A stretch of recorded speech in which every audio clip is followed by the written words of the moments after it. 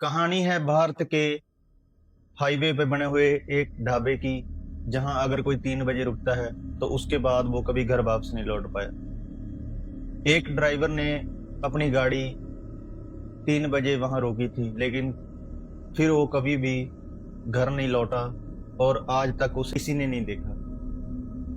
सबसे हैरानी की बात तो ये है कि जिस ढाबे पे वो रुका था वो तो 10 साल पहले ही बंद हो चुका था।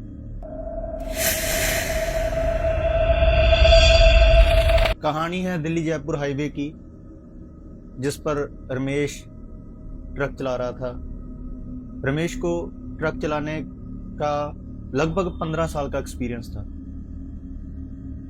वो अक्सर ही रात को गाड़ी चलाता था और कभी भी उसको ऐसी कोई प्रॉब्लम नहीं आई थी।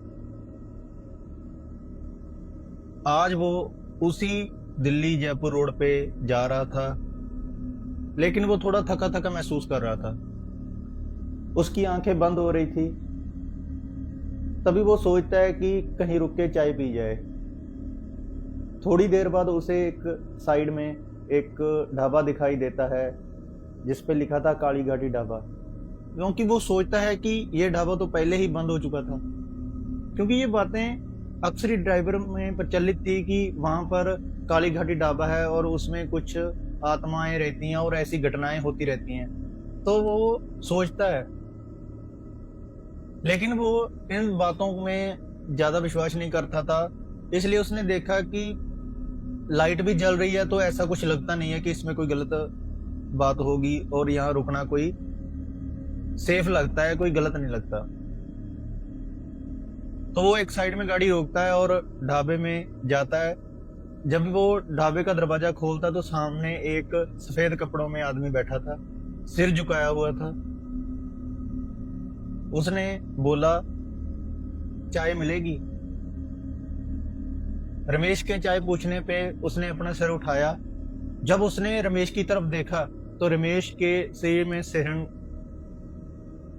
निकल गई,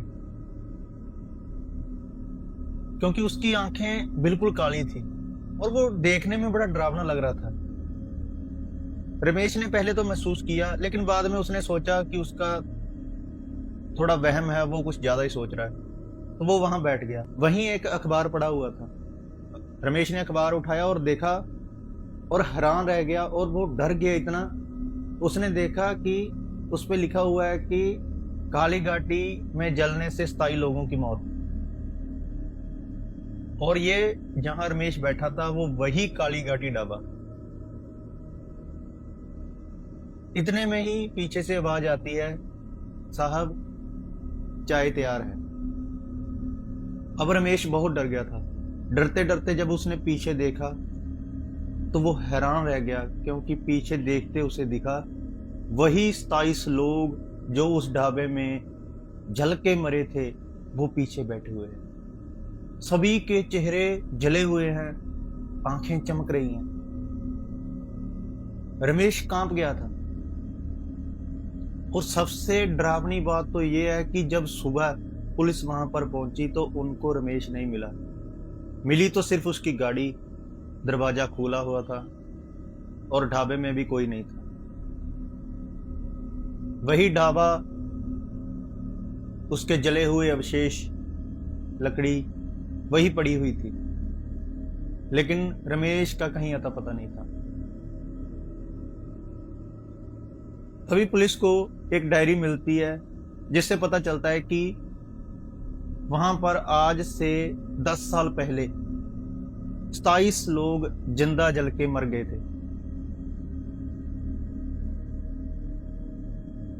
उनमें से कुछ लोग बच गए थे, तो पुलिस वालों ने उनसे इन्वेस्टिगेशन की तो पूछा, तो उन्होंने बताया कि उस ढाबे में उस रात लगभग 40 लोग थे। कुछ ड्राइवर थे, कुछ गांव वाले थे, खाना खा रहे थे। तभी गैस फटने की आवाज आती है तो पूरे ढाबे में आग लग जाती है और भगदड़ मच जाती है। लेकिन इससे पहले उन्होंने बताया कि कुछ ऐसा भी हुआ था कि एक सफेद कपड़ों में लड़की ढाबे के बाहर खड़ी थी। ढाबे के मालिक ने उसे अंदर बुलाना भी चाहा, लेकिन जब वो उसके पास गए, उसको बुलाने के लिए गए, तो वो लड़की गायब हो चुकी थी। और उसके तुरंत बाद ये घटना हुई। पूरे ढाबे में आग लग गई थी, सभी इधर उधर भाग रहे थे।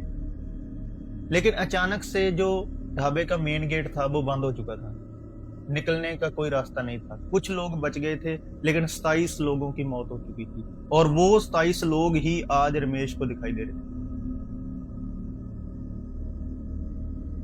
जब पुलिस वालों ने गांव से लोगों से पूछा, तो उसमें से एक बूढ़े आदमी ने बताया कि ये कोई आम लड़की नहीं है, ये कोई आत्मा है जो वहां पे मरने वालों को अपने साथ ले जाती है।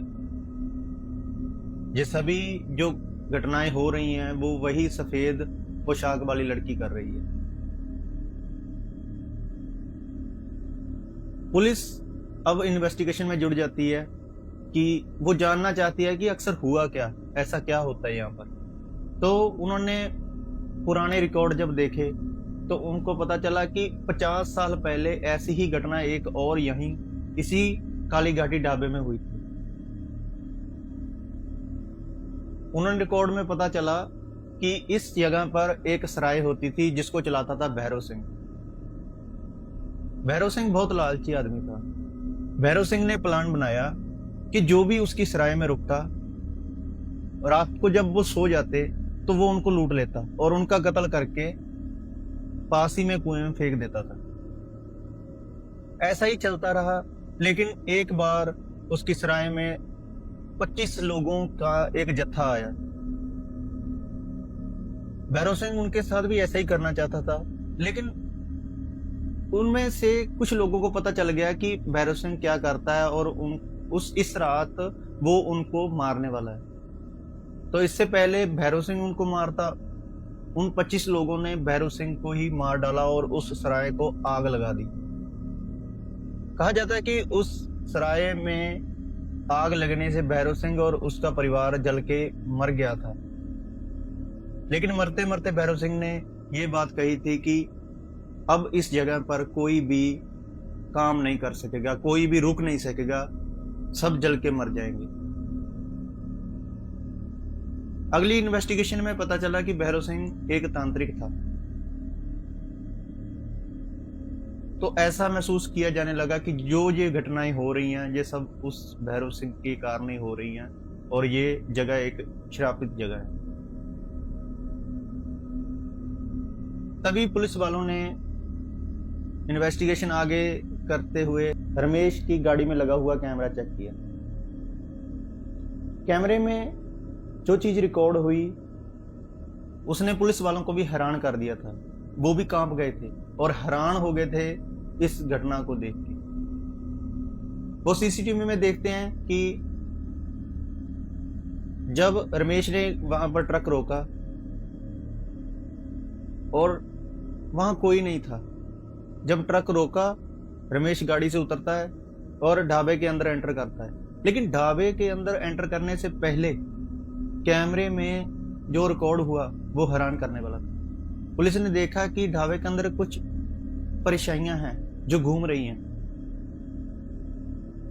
लेकिन रमेश जब ही एंटर करता है दरवाजे में, तो वो परेशानियां ऐसा लग रहा था कि जैसे रमेश को घेर रही हैं। और वही सफेद कपड़ों वाली लड़की को कैमरे में देखा गया। जब रमेश अंदर चाय पीने के लिए जाता है तो उसके पीछे ही वो सफेद कपड़ों वाली औरत जाती है। लेकिन जब वो कैमरे की तरफ देखती है तो कैमरा बंद हो जाता है और सुबह सिर्फ मिलती है तो रमेश की गाड़ी।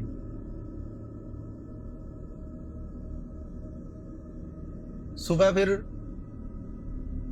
पुलिस जब दोबारा उस जगह पर पहुंचती है, इन्वेस्टिगेशन करने के लिए पहुंचती है, तो ढाबे के अंदर एंटर होती है तो देखती है कि एक दीवार पर लिखा हुआ था, अगला मेहमान 5 साल बाद आएगा।